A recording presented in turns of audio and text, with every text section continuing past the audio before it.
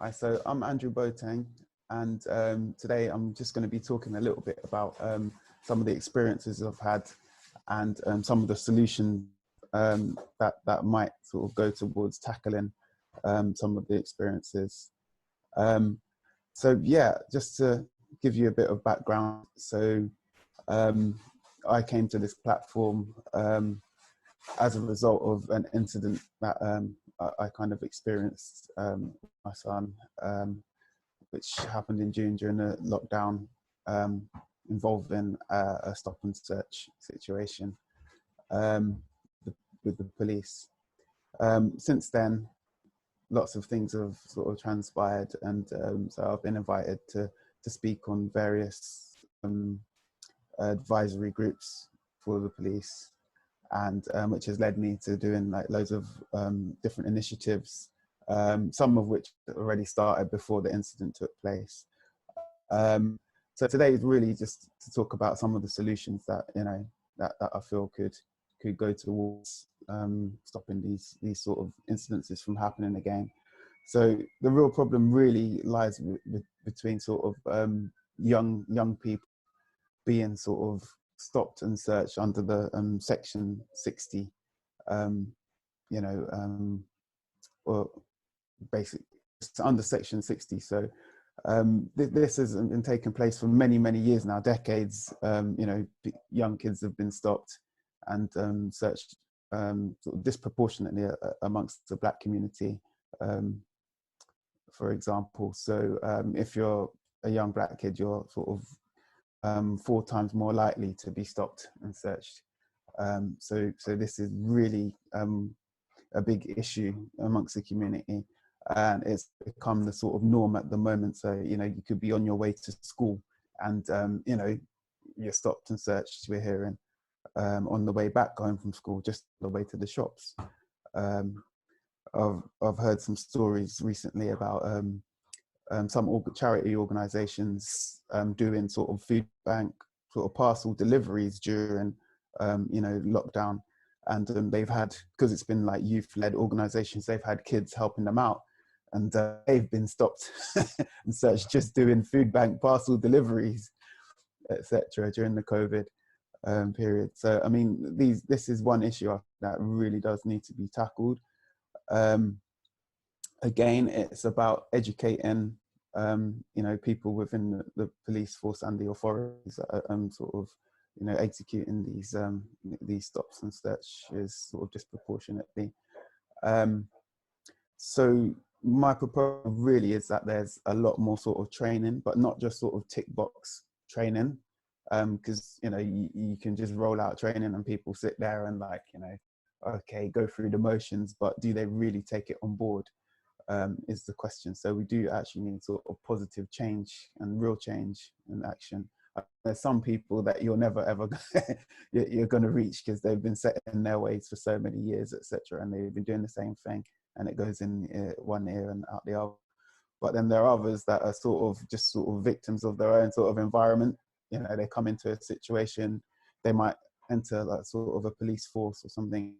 You know, some of the people that are already there have been doing it a certain way, so they might get training, and then it's sort of passed down to them that, oh no, that's not the way you do it, this is how we've been doing it, and this can happen as well. So I guess it's sort of getting sort of young new recruits as well to kind of, you know, get on board with a new way of thinking and a new approach, really.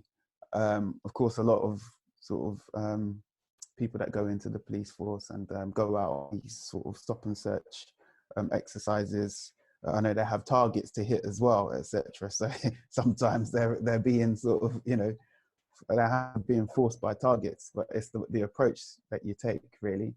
So there needs to be a lot more of sort of stopping and actually finding out what, you know, the youngsters are up to before you go in aggressively and you know, manhandle people and cause trauma. Really, that is the end game. It's the trauma, and who picks up the pieces. Really, it's like the parents, schools, etc. You know, social workers that have to pick up the pieces, and then people that are sort of actioning these things just go about their daily business and go on to the next one. But it's the long-term effects that people are not really, you know, in tune with. So, you know, is there any counselling in place for some of these kids? Because it's happening on a daily basis. And if it becomes the norm, then sometimes, you know, this reflects in their behaviours in school, etc., and other areas, you know, has a really big knock-on effect. So one of the things that I've been trying to sort of work alongside really is a safe zones project, which is being sort of rolled out by the YMCA Trinity Group and Community Youth London. So Community Youth London are sort of a London-based youth organisation, go through a lot of youth-led sort of projects. They deliver sort of resources to young people, whether it's like music production, whether it's sort of, you know, training courses, and then everybody knows what the YMCA do. So at the moment, it's been rolled out across sort of 12 different boroughs on a trial sort of basis, all the way up to Ipswich across the county line. So that's the idea. The framework has been put in place anyway, and the idea is to get sort of organisations within the community to sort of all be cohesive and to map that out, provide anyone that comes into contact with young people with training, whether that's from first aid to just sort of normal kind of youth work type skills, and also get the police involved. So it would involve sort of, you know, diversity training, unconscious bias training. So there's been a lot of organisations brought in and put in place to be ready to react to this and deliver this sort of training. And like I said before, it's not intended to be a tick box exercise, but to be a long-lasting, long-term type thing that makes a real difference. So the idea is that young people can go to any of these organisations that are on the trusted sort of designated lists within the community, and you know, they can confide in them and they're trusted, and work alongside the police. So if there's any incidences, you know, people sort of misbehaving, etc., you can get to them first before it becomes a big issue. You know, give them the support that they need, and basically nurture the whole initiative that way.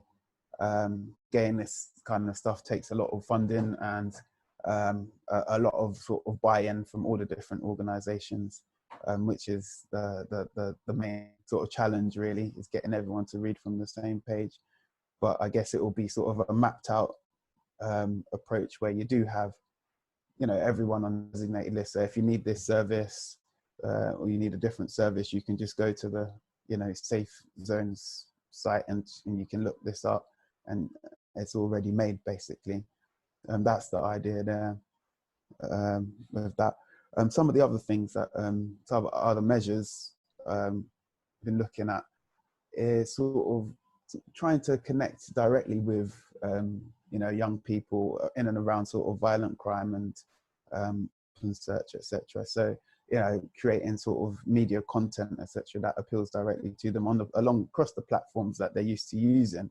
Because more often than not, you see these sort of sort of top-down sort of kind of campaigns, etc., which doesn't really speak directly to the you know, they don't see the imagery that relates to them. They don't relate to the people that are delivering the message, etc. So, so kind of proposing to deliver this at a sort of peer-to-peer level, really, so that you know, they can take these things on board.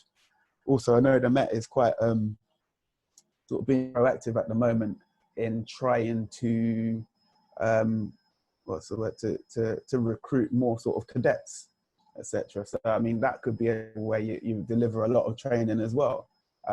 So when they're coming up through the ranks, they've already got a good grounding and know, you know, the certain ways that they should be reacting to young people like themselves and how they would like to be treated, rather than you know, days gone by with the whole institutional sort of racism embedded within the system.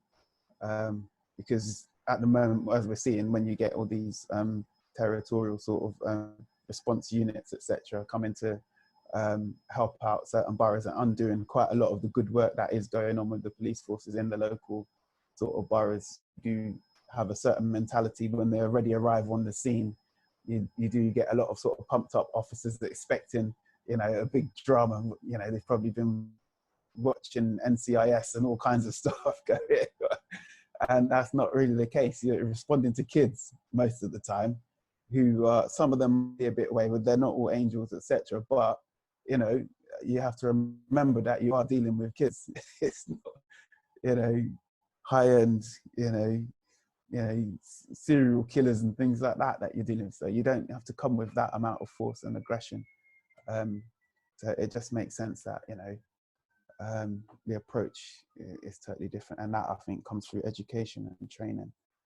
I don't know, last time I spoke to you, I think I did mention that we were in the middle of doing sort of like a knife crime documentary before sort of COVID struck. So that put a halt to that. But it's saying, speaking to people that have been through these sort of incidences, and you know, they've had that experience. So we've been talking to people that have been through the system, through the penal system, and they've been in jail between them for, I don't know, 25 years or so. And the idea is that they've been going around talking to people at different, you know, pupil referral units, etc., and telling them about their experiences and trying to get people back on the straight and narrow, and telling them what is actually, you know, real in life, instead of going down certain paths. It's not really going to lead to anything positive. So they've been there and done it, made the mistakes, and so other people can learn from the mistakes is the idea. So that's really where I've been at. Also, as a result of some of the work that's that I've been doing with groups, there's been talk of sort of doing sort of mini projects to sort of engage the community and try and bring some cohesion together with the police and local communities. So we are talking about sort of doing some football tournaments, and starting off with tournaments anyway, and then branching out into different sort of initiatives that that the youth can engage with, because they're not all into just sports. So it could be music, spoken words, all different types of things, you know. So that's something that we're looking at as well. That will be sort of snowballing over the next year or so. Yes, so I was just going to sort of elaborate a little bit on sort of the way in which the pandemic has affected lots of the work that we've been doing, and youth work in general. Understandably, it's been very difficult for sort of everyone when the whole pandemic of dictates that you cannot sort of make face-to-face contact with people. And I think this is one of the major ways that you do sort of get to young people and engage with them properly. It's by having that face-to-face contact, and you know, really being able to listen and you know, talk things out. And so that has been a hindrance.